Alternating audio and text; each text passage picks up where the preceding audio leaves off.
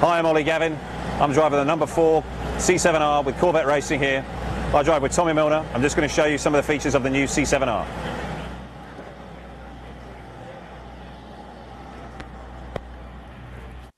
Okay, so here we are in the cockpit of the C7R, number 4 car, and I'll just start here on the buttons on the steering wheel. The top one here is the radio button. I'm talking that, we press that when we want to talk to the team.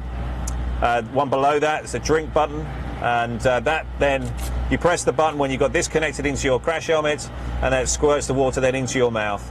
We only ever really run water. We don't run any sports drinks. It becomes too funky, too difficult, and different guys want different things, so we just stick with the plain water. Underneath that is the start button.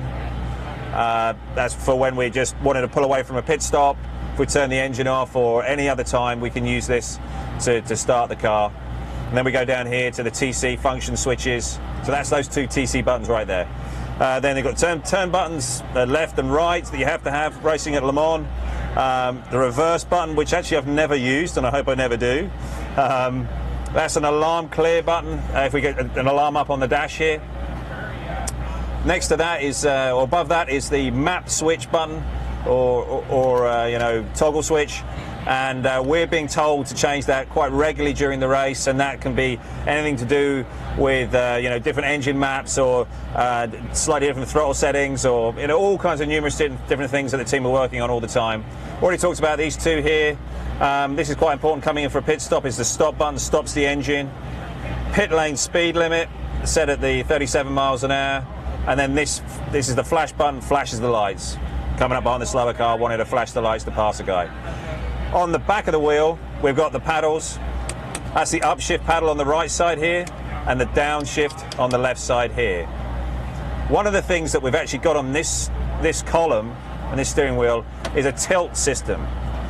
So when we come into a pit stop and we need to get out of the car, we've just flicked this handle here, and it's spring-loaded, and it pops that up. So Tommy and I can now get in and out of the car without actually to remove the wheel, which is very, very helpful.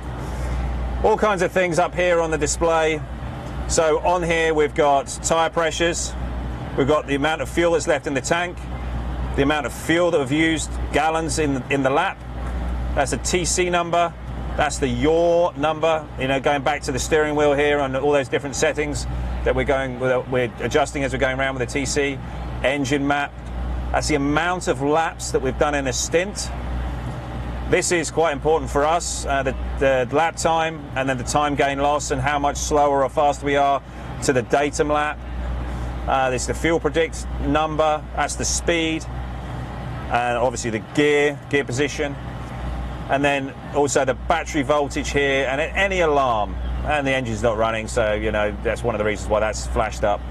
Down the side here, we've got LEDs, and these are flashing blue when we've got wheel spin, and then flashing red when we're locking a wheel. So if we're locking the right front, this one starts to illuminate, and we were locking the left front, this one starts to illuminate.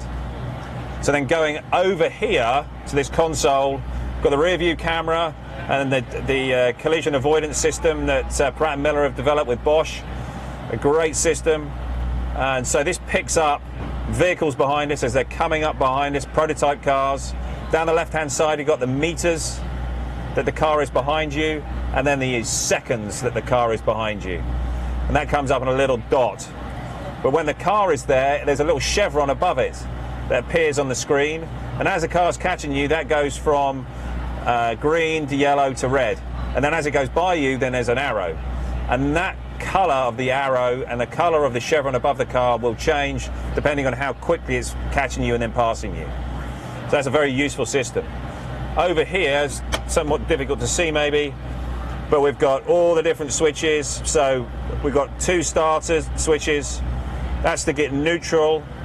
That's an emergency switch for certain things, and then there's an electrical override system. Fuel reserve button, which we don't usually have to use because it's all automatic.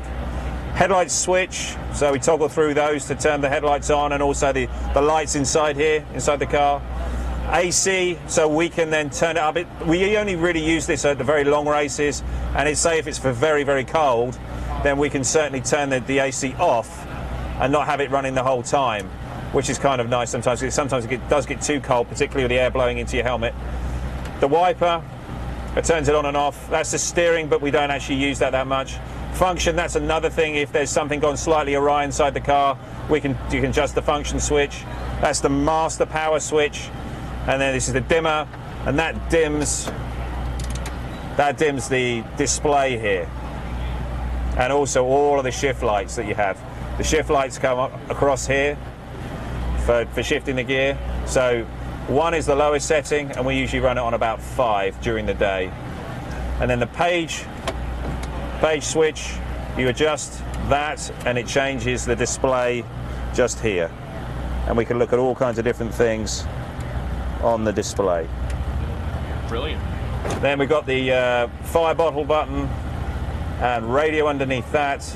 And then of course we've got the brake balance adjustment here. So there's plenty to look at inside the car here. We've got a pretty busy cockpit, but all of these items, we're using them all of the time that we're driving. We are certainly trying to be, the team are trying to be as interactive with us as we possibly can.